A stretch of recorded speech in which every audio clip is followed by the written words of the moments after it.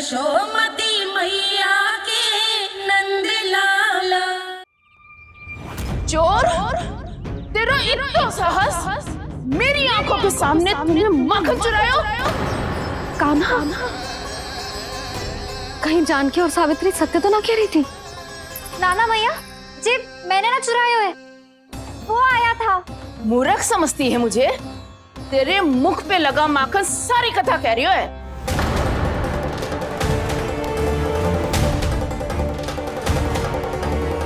आपको धोखा हो रहा है मैया, मेरे मुख पर माखन अवश्य लगो है, पर जे मैंने ना खायो, वो आया था। बस कर, सब पतो है मुझे। सुबह से ही दृष्टि थी तेरी इस माखन पे। मैं सत्य कह रही हूँ मैया, मेरा विश्वास कीजिए, वो आया था और उसी ने माखन खायो है। वो आया था, वो आया था। अरे कौन आया था? कान्हा, कान्हा, कान्हा।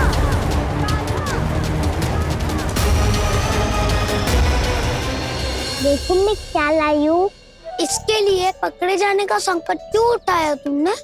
तू ही तो कहता है कि लोग कभी ना करना चाहिए।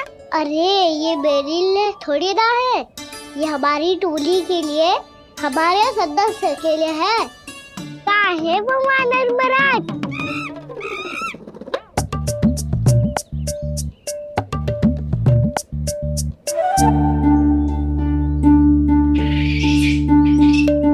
धन्यवाद वानर महाराज, अवश्य ही घर छोड़ के आए होंगे इसे। अब आप ये दो और ये लो।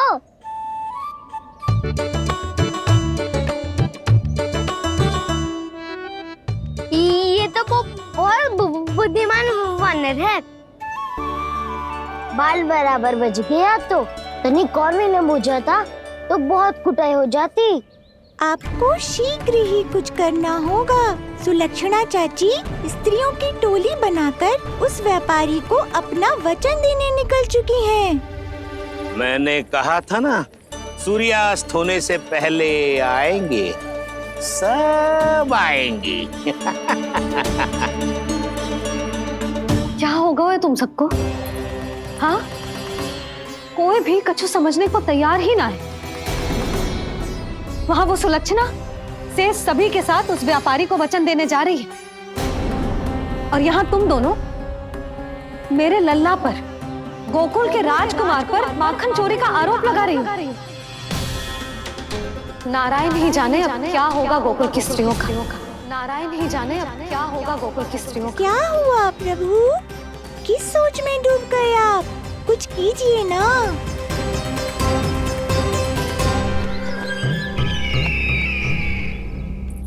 मुझे अच्छी तरह स्मरण है भैया, आपको मेरे हाथ की बनी खीर बहुत प्रिय लगती थी। आशा है कि आपको इसका स्वाद अभी भी स्मरण होगा। लो भैया, जी भर के खाओ। ऐसी मिठास तो ना गुड़ ने सीखी है ना मधु को पता है। अद्भुत, अद्भुत देवकी, अद्भुत। तेरी इस खीर के लिए तो पूरे विश्व से युद्ध कर सकता है कंस। वहां क्यों खड़ी है? खिला बहन।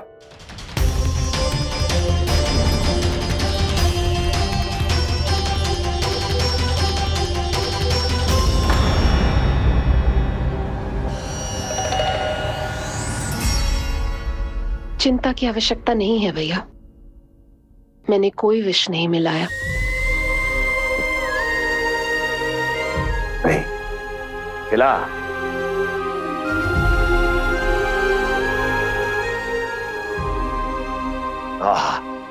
उत्तम, अति उत्तम। ऐसे इतना प्रेम अपने इस दुष्ट भाई पर कैसे? क्या हुआ देवकी? कहीं तू भयभीत तो नहीं हो गई कंस से?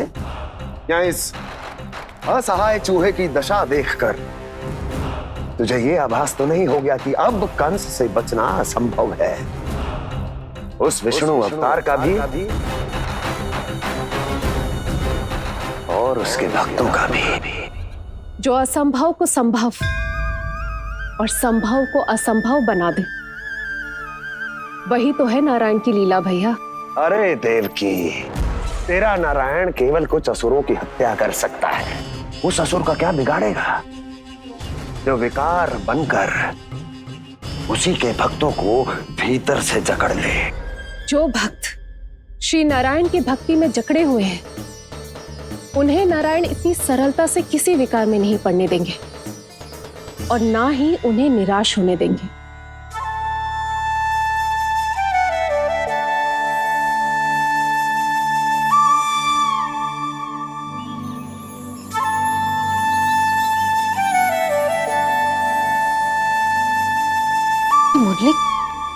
मुरली की धुन।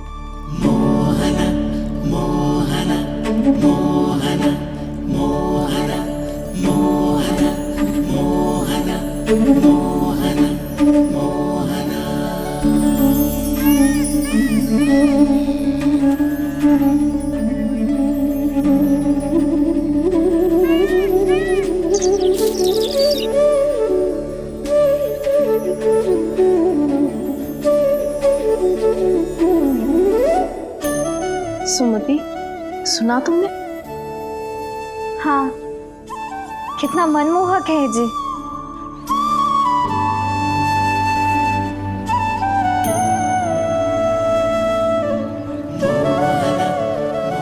कान्हा,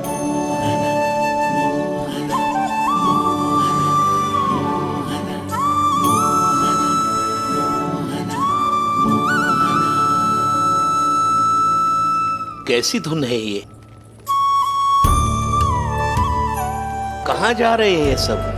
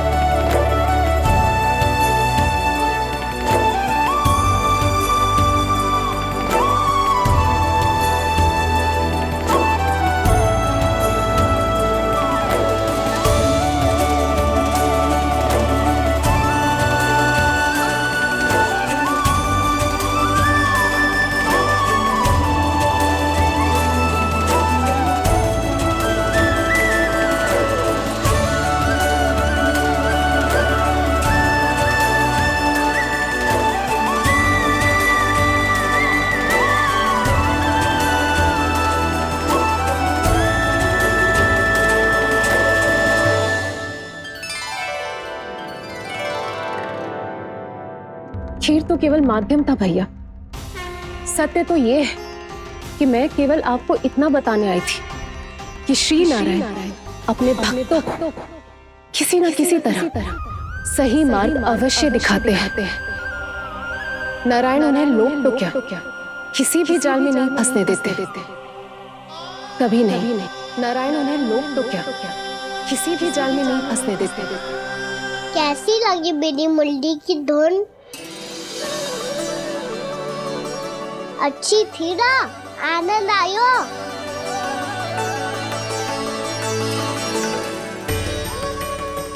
सच्ची में कान्हा, बहुत आनंद आया। मुरली बजाना कहाँ से सीखा तूने? सच्ची तन मन पूरी तरह प्रफुल्लित हो गो है चाची। जैसे सब कुछ मिल गया। तो फिर किस वस्तु के पीछे भाग रहे हो आप सब? सब तो है आपके पास। सुख, स्वाद, समृद्धि, फिर संतुष्टि क्यों ना है?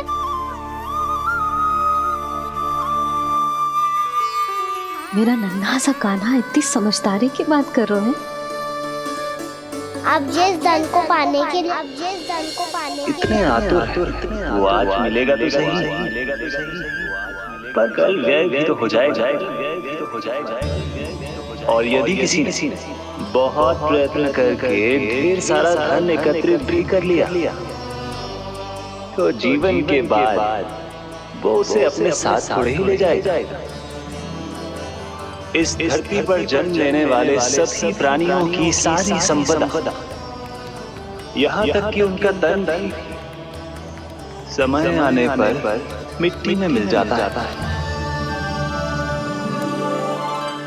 आशीष पति आत्मा तो परमात्मा के चरणों में चली जाती है। मैया भी यही है, स्वयं पे नियंत्रण पाना पड़ेगा। ये सब मेरे बाबा समझाते हैं। मैं तो समझ गया, अब आप सब भी समझ जाओ, ना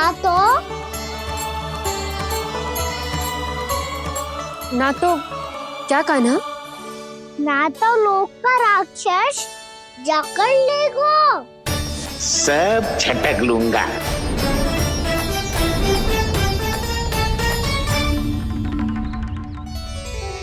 मैंने सही कहा ना बाबा? बात तो सही कह रहे हो अजय।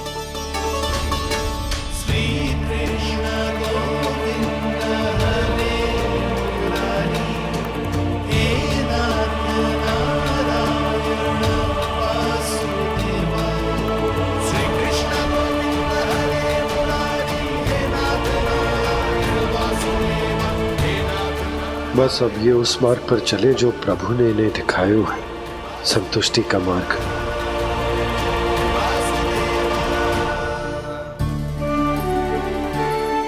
ठहरो।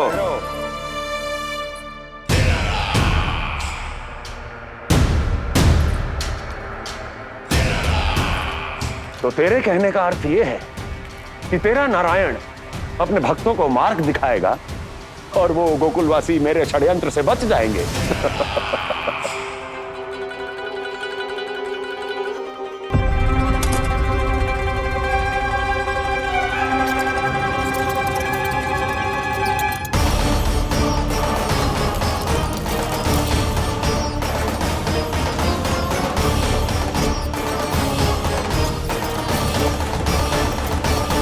लोभ। तेरा नारायण चाहे कितने भी मार्ग दिखा दे, किंतु जब व्यक्ति के भीतर लोभ बस जाए, उसे तो स्वयं भगवान भी नहीं बचा सकता।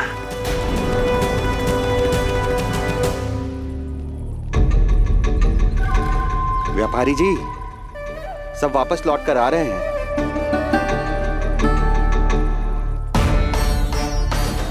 व्यापारी जी, ये रुक क्यों नहीं रही हैं? ये सीधी ही चली जा रही हैं। सब झटक लूंगा। मैंने कहा था ना, मैं अपनी चाल अंत में चलूंगा।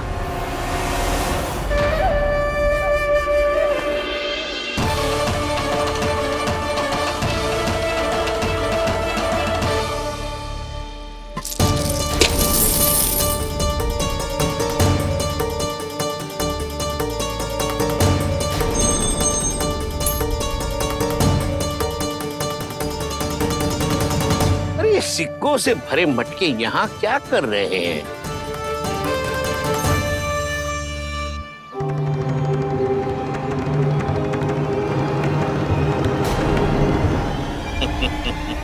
लगता है लक्ष्मी जी स्वयं आपके पास आना चाहती हैं।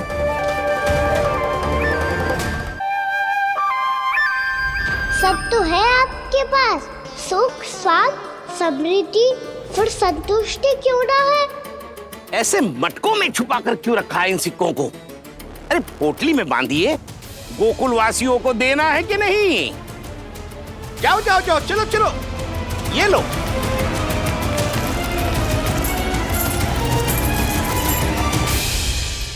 अवसर का लाभ उठाने को लोभ ना कहते, पर अवसर यदि हाथ आए और हम उसे गवा दे, इसे मूर्खता अवश्य कहते हैं।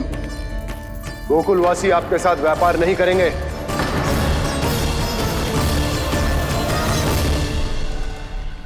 आप जा सकते हैं यहाँ से।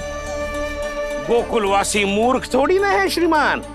ये लक्ष्मी घर पर आ रही है और वे द्वार कवाक्ष बंद करके घर में ही दुबक के बैठ जाए और लक्ष्मी से कह दे कि आप नहीं आइए। ये अच्छी तरह जानते हैं श्रीमान कि धन इनका जीवन बदल सकता है।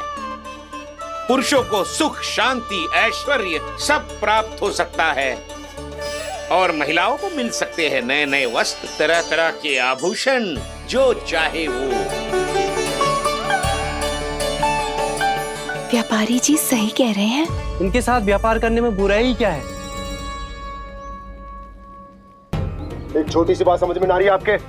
अगर किसी को आपके साथ व्यापार करना होता तो अभी तक यहाँ आ चुके हो। तो श्रीमान, आप अपना समय व्यर्थ कर रहे हैं। अच्छा होगा कि आप शीघ्र ही शीघ्र यहाँ से चले जाएं। हाँ हाँ, मैं जा रहा हूँ श्रीमान, लेकिन ये सब लोग जानते हैं कि जीवन का सुख धन से होता है और मैं वही बांटने यहाँ आया हूँ।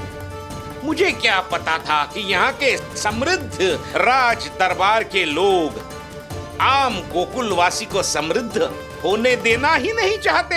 देखिए सेवकों, सारे सिक्के समेट लो, चलो। यहाँ किसी को लक्ष्मी जी का आशीर्वाद चाहिए ही नहीं। उठाओ।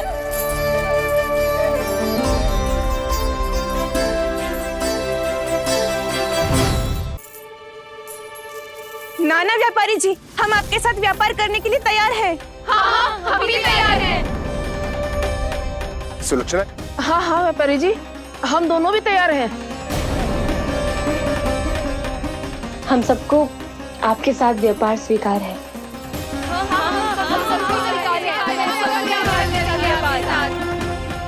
देखिए, ऐसा मत कीजिए। आप इस दूध की बातों में मत आइए, इसका जाल है। जाल ना, जो अवसर है।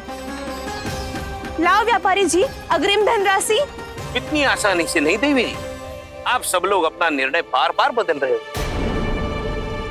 मेरी सिक्कों की पोटली लेने के बाद अगर आपने अपना निर्णय बदल लिया तो? ना ना, हमारा निर्णय अब अटल है व्यापारी जी, अब ना बदलेगो जे। मैं कैसे मान लूं? कहीं जी हमारे साथ व्यापार करने से मना ना कर दे। कछु भी करके इन्हें विश्वास दिलाना पड़ेगा। हमने एक बार कह दिया तो अब हम पीछे ना हटेंगे व्यापारी जी। आप जो बोलेंगे हम वो करने को तैयार है। तो फिर लीजिए अपने आराध्य श्री नारायण के नाम की शपथ। आज से जितना भी दूध, दही, घी, माखन आपके यहाँ उत्पन्न होगा वो आप सिर्फ मुझे और केवल मुझे ही देंगे। नहीं सुलक्षणा, मैं श्री नारायण को साक्षी मानकर जब प्रण लेती हूँ कि आज से जितना भी दूध, दही, माखन मैं बनाऊंगी वो केवल आपको ही दूंगी।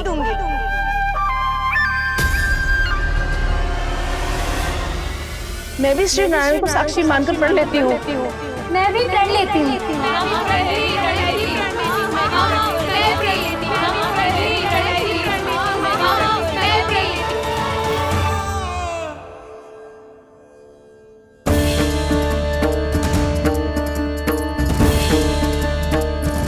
गाँव वालों को समझाने के चक्कर में बहुत बड़ी भूल कर दी मैंने।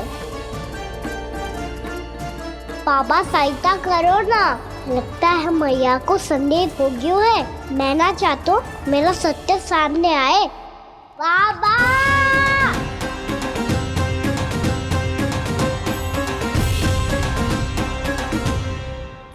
यशोदा, क्या होगा? क्या होगा? देखो ना आपने कैसी मधुर मुरली बजाई है हमारे कान्हा ने।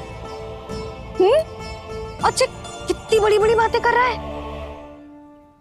ये कोई सामान्य बात है? बाबा संभालो। सामान्य बात ही तो है यशोदा। जैसे बड़े बड़े ऋषि महात्मा के जैसे ज्ञान की बातें करना जे सामान्य लग रहा है आपको? अब बालक जो देख तो सुन तो है वही तो करता है। अब हमें कितनी बार बातें करते सुनो है, हमने कितनी बार इसको शिक्षा दी है। और अब तो यशोदा जे बाहर भी जाने लगो है। कितने नए नए व्यक्तियों से मिलते होगो, नई नई बातें सीखते होगो, है कि ना? सही कही थी जी आपने। बालकों का विकास घर पे बैठने से ना हो सकता। जी देखो, आज घर से बाहर निकलते ही कैसा सयाना हो गया मेरा लल्ला।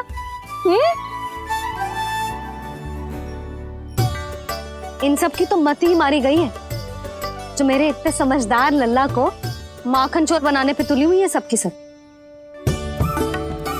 क्यों रे, इतनी शीघ्र इतनी बड़ी बड़ी बातें करने लगो तू? बड़ा भी तो हो रहा हूँ मैया। बहुत बड़ा हो गया है ना तू। अब चल घर चल के मुझे बता और क्या क्या सीखा है तूने।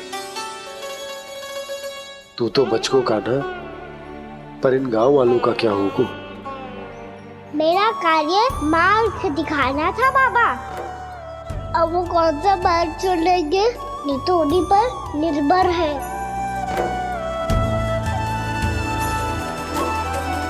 पहले आपने समझाओ, फिर मैंने समझाओ।